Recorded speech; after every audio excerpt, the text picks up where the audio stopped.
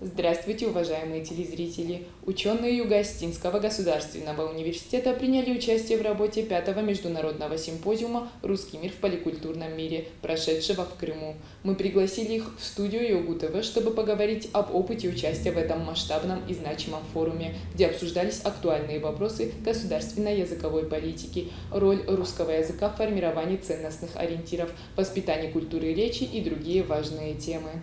Наталья Константиновна, расскажите нам, пожалуйста, о семинаре, в котором вы приняли участие. Благодаря всесторонней, всегда безусловной поддержке ректора нашего вуза мы уже несколько лет принимаем участие в работе международного симпозиума. В этом году 10-й международный симпозиум в поликультурном мире.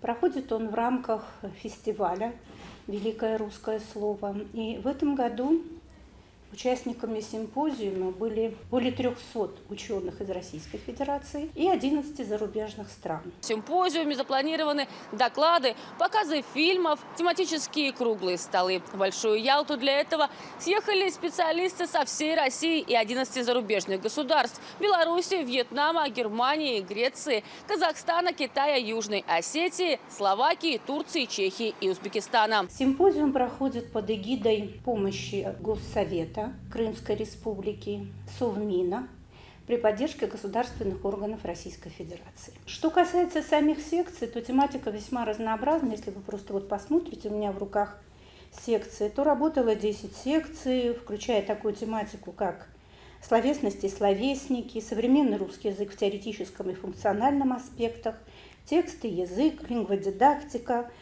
посольская миссия русской словесности, русский язык и кросс-культурное пространство и так далее. То есть весьма и весьма разнообразная тематика. Мы с Алисой Харитоновной принимали участие в работе секции «Текст и язык». Было очень много докладов.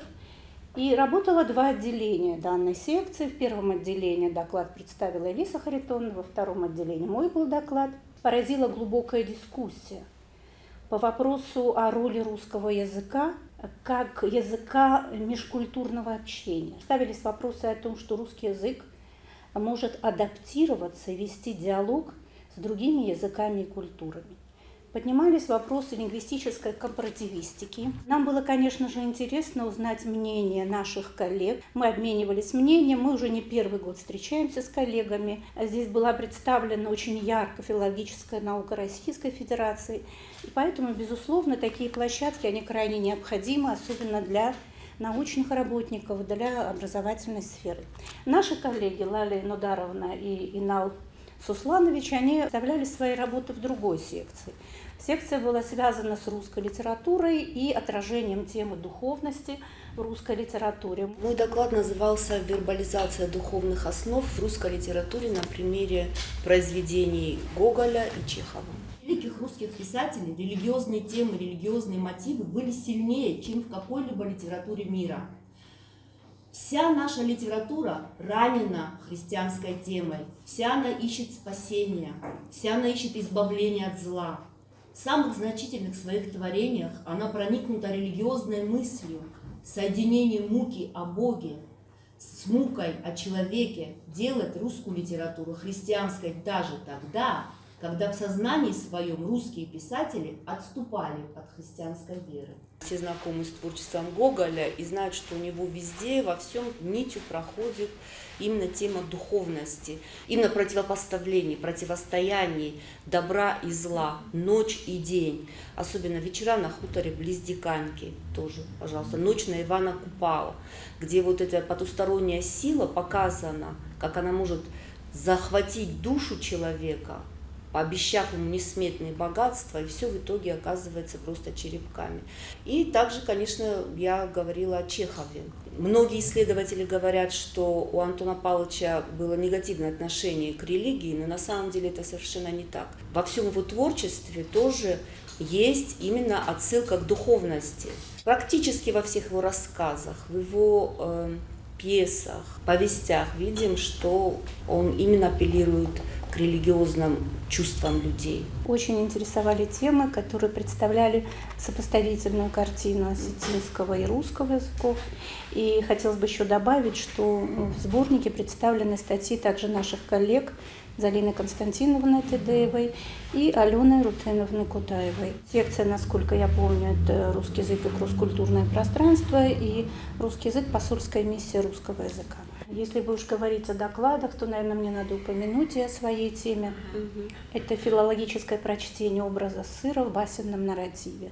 И, конечно, для анализа, сопоставления я взяла басни Эзопа, Жана де ла Фонтена, Крылова и Костахи Тагурова. Итак, басни, как древнейший памятник литературы, представляют собой ценный материал для филологического исследования. В частности, мы с вами поговорим о сюжетной канве басни о вороне и лисице, воплощающей архетипический конфликт между лестью и тщеславием. И данная канва сюжетно, безусловно, занимает видное место. В пантеоне басенных сюжетах он встречает свой Эзопа, он встречается Федра, Баврия, Жана де ла Фонтена, Ивана Крылова, Костахи Тагурова и других баснописцев, что позволяет провести нам компаративный анализ репрезентации образа сыра в различных культурных и временных контекстах. И вот это, как я уже сказала, вот эта параллель с версией Костахи Тагурова с вариантом, она вызвала особый интерес, потому что здесь уже прослеживались какие-то национальные нотки при рассмотрении анализа образа сыра, что, конечно, вызвало интерес. Интересно еще подчеркнуть также, что вот, например, на нашей секции, Лиз Хальтон со мной согласится, да, была представлена не только структура и грамматические особенности языка, но показана живая, динамичная сущность языка, что особенно нам показалось актуальным и важным, особенно в условиях современных реалий.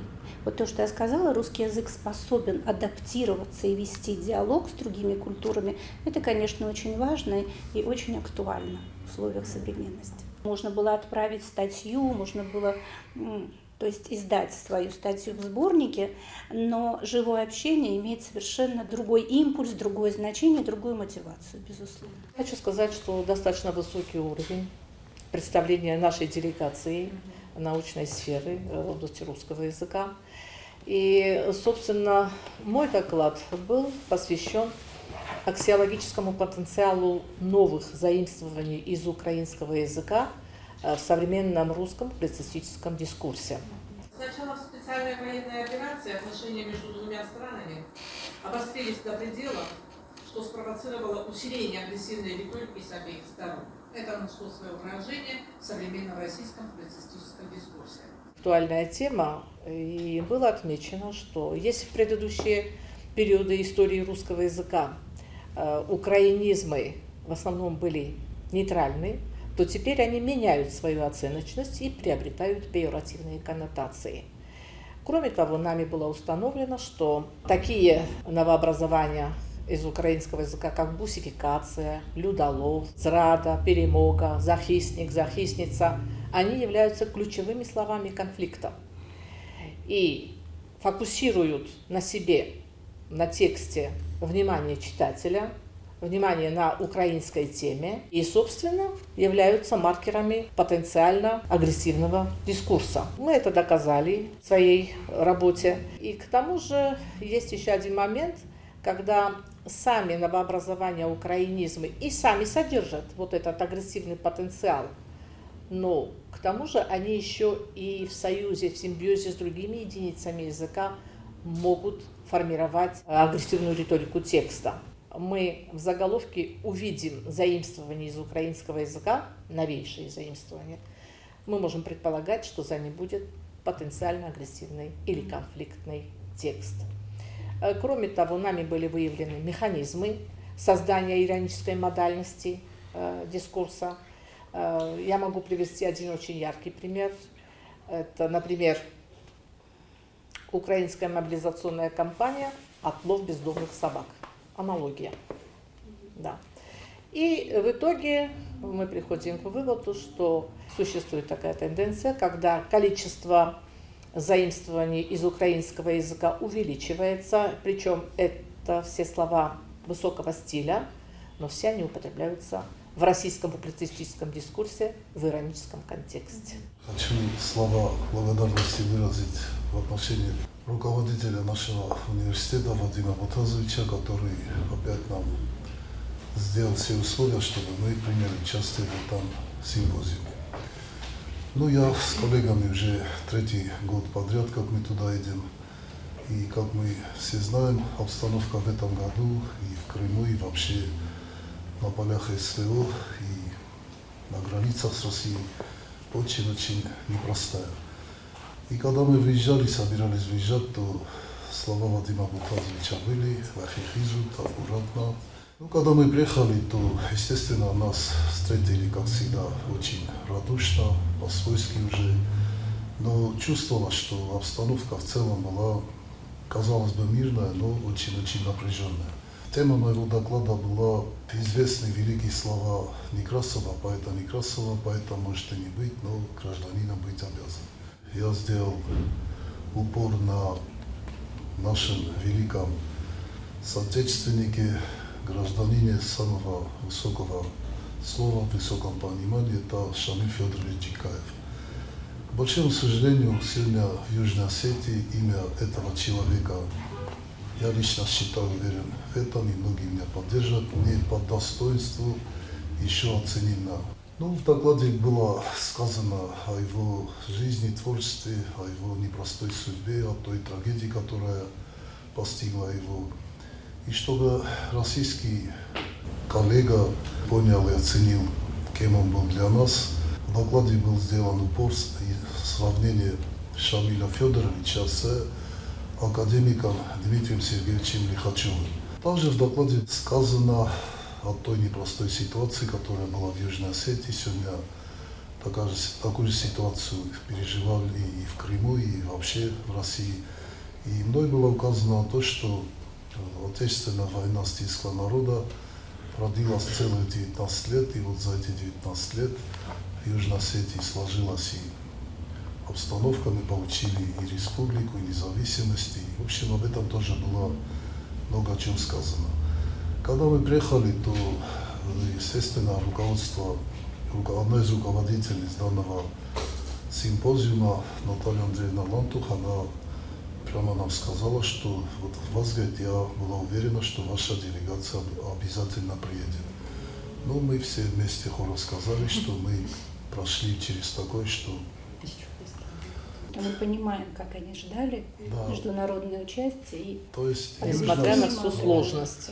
Были огорчены, когда то есть помимо Беларуси, там, Германии, там, других стран, которые там принимали участие, ну, наша делегация тоже была существенная. Наверное, надо упомянуть, что мы в дар получили от организаторов монографию коллективную, выпущенную к 20-летию фестиваля «Великое русское слово». Очень объемная монография, яркая, там фотографии за все годы участия, в том числе и делегации из Южной Осетии, подробная история симпозиума, через какие трудности приходилось пройти. И, пользуясь случаем, хотелось бы от имени нашей делегации поблагодарить организаторов. В первую очередь, конечно, Наталью Андреевну Лантух. Но, на наш взгляд, это сердце самого симпозиума, самого фестиваля. Она абсолютно предана русскому языку, абсолютно уверена в том, что его великая сила способна и несет мир народам. И хочется поблагодарить также организаторов, Орехова, профессора Владимира Викторовича, Зайцеву, Ирину Павловну, заведующую кафедрой мировых языков Витебского государственного университета, это организаторы, Калинкина Валерия Михайловича, доктора филологических наук, профессора, заведующего кафедрой русского языка и общего языка знаний, тоже Донецкий университет, Мащенко Александра Петровича, директора Института медиакоммуникации, медиатехнологий и дизайна Крымского федерального университета имени Вернадского, также Елену Михайловну Маркову, которая уделила нашей делегации очень много внимания, доктор филологических наук, профессор кафедры романских и славянских языков экономического университета в городе Братиславе, это Словакия. Доброе, теплое, профессионально заинтересованное отношение профессора Воробьева мы отметить не можем. Владимира Васильевича, члена-корреспондента РАЭН, доктора филологических наук, профессора, заведующего кафедрой русского языка и лингвокультурологии Института русского языка РУДН имени Патриса Лумумбы, это Москва. Мы его пригласили сюда к нам. Он, Он очень заинтересовался Южной Осетией, он никогда здесь не был. буквально все подтверждали, что вы нам только сообщаете о конференциях, которые проводятся в Гостинском университете. Мы непременно постараемся, если не приехать, то будем принимать участие. Ну, мы им, конечно, сказали про нашу конференцию, уже традиционную, Тибиловские чтения, и рассчитываем на то, что приглашение от нашего университета будет направлено. Самая главная инициатива исходила именно от них. Очень высокая степень заинтересованности вообще Южной Осетией, наукой в Южной Осетии. Аннушкин профессор Владимир Иванович, это Москва, Институт русского языка, профессор, он возглавляет общество риторов Российской Федерации. Тоже в прошлом году тоже так же говорил, вы только приглашайте, мы с большим удовольствием будем принимать участие в ваших конференциях. Южная Осетия им интересна не только как республика сама по себе, безусловно, но им интересна научная сфера, им интересна образовательная сфера. И это, конечно же, было приятно, не отметить это мы не можем. Самое интересное то, что мы посетили историческую родину наших предков, архитектуру. Когда мы высказали благодарность, слова благодарности за такой прием, что мы Югославская гостей. делегация говорит, себя скромно ведет, но говорит, при этом не упоминает о том, что говорит, они приехали на историческую родину. Что вы на своей земле. Было ли у вас вообще свободное время, и все было прям загружено? Вы знаете как, несмотря на насыщенную программу, мы смогли послушать и коллег, мы смогли и отдохнуть, нам смогли устроить экскурсии, опять-таки, они могли сказать, что отменяются экскурсии, да, в связи с ситуацией, но тем не менее они предусмотрели все, проработали, и да, у нас было время и для работы, и для отдыха, и для впечатлений, и что самое интересное, погода, которая нас пугала изначально дождями, была весьма к нам благосклонна. Ну, нас поразил, наверное, красотой Новый Херсонес, поразил красотой византийский храм, в котором мы побывали. Мы Ливадия. в Ливадийском дворце побывали. Да. Как-то так получилось, что за весьма короткое время, которое нам время пребывания, мы смогли все-таки Очень много увидеть. максимально увидеть. А самое главное, все-таки вот эти контакты, наверное, самое главное. Контакты с коллегами, общение и та атмосфера, которую создают нам организаторы. Один такой момент. Не только нам вручили сертификаты, как утверждающие наши выступления с докладами, но так как мы приехали немного раньше, нас попросили также принять участие в другом мероприятии. То есть в рамках фестиваля «Великое русское слово» проходит еще, смотрите, у вас есть здесь даже программка, международный научно-методический семинар преподавателей русского языка и литературы. В прошлом году в этом семинаре принимала участие Южная Осетия, Министерство образования направляло туда несколько преподавателей. В этом году, по всей видимости, по объективным причинам этого не смогли отправить, но мы принимали участие в работе этого семинара. Представили республику, выслушали доклады, поучаствовали в дискуссиях. Это уже мы смогли тоже войти как бы в это мероприятие. Также получили сертификаты, безусловно, потому что мы были активными участниками данного семинара. Причем это, безусловно, обрадовало организаторов, почему поступила такая просьба. Статус международного семинар имел за счет представителей Южной Осетии. Спасибо вам большое за содержательную беседу. Мы желаем вам дальнейших творческих успехов. А вам, дорогие телезрители, напоминаем, что сегодня в студии Йогу-ТВ профессор кафедры русского языка Наталья Константиновна Гасиева, профессор кафедры русского языка Элиса Харитоновна Гаглоева, доцент кафедры русской и зарубежной литературы Инал Сосланович Тибилов, старший преподаватель кафедры русской и зарубежной литературы Лали Нодаровна Кокоева. До новых встреч!